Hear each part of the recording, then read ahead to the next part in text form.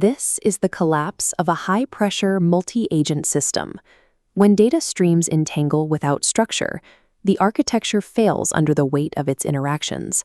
This failure happens when teams design agent personas, prompt protocols, and runtime engines before establishing a baseline of machine-readable meaning. The result is category drift, meaning control, history, trust, and state are mixed into an unmanageable blob where no element is independently verifiable. Governable systems require a strict 11-step build order. We construct the foundation layer as a sequential 3D grid of dependencies. This requires absolute atomicity. One artifact serves exactly one concern. One model handles one kind of truth. Governance is not a manual or a set of guidelines. It is a physically engineered dependency chain, built layer by layer.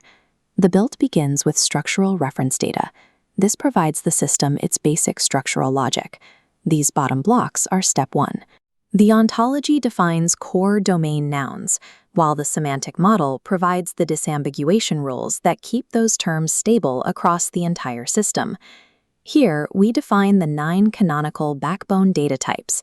These ensure the system never mixes structural meaning with behavioral history. Once stable, step 2 defines what can happen, mapping nouns to allowed verbs.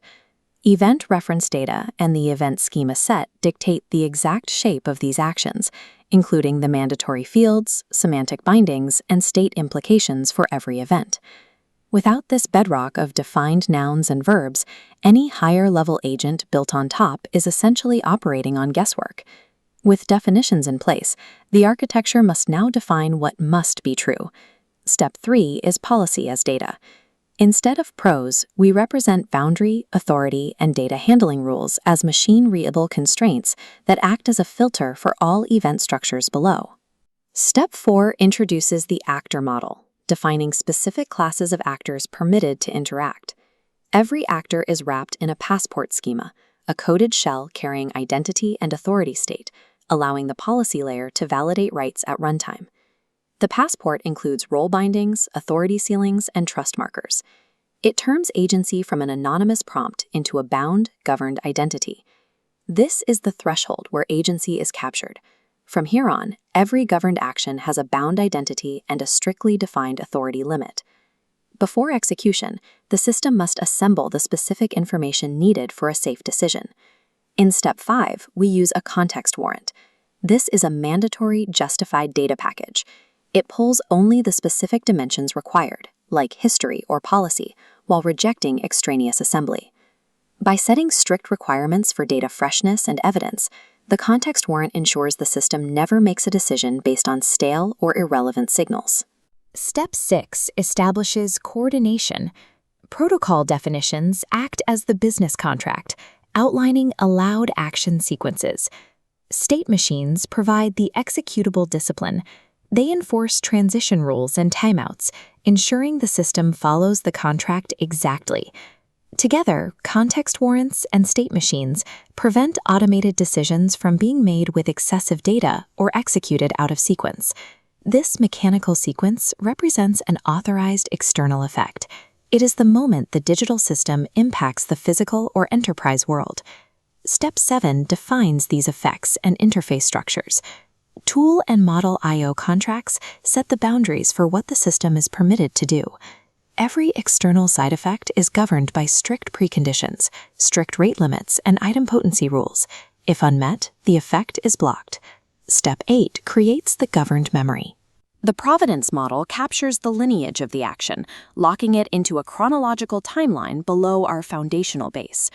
Audit and replay designs store the exact state, policy traces, and decision logic. This allows any past action to be fully reconstructed and verified. These structures turn history into proof.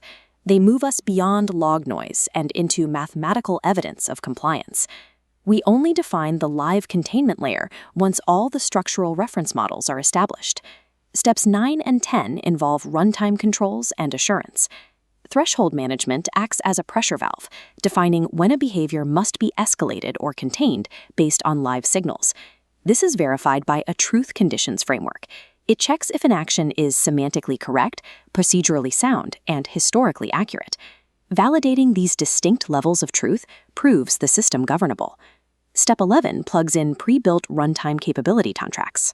These engines operationalize the layers beneath them. At this level, these engines are capability contracts. They define the inputs, outputs, and evidence obligations required to run the system safely. These engines possess no independent logic. They draw their intelligence and authority strictly from the governed dependency chain we have built.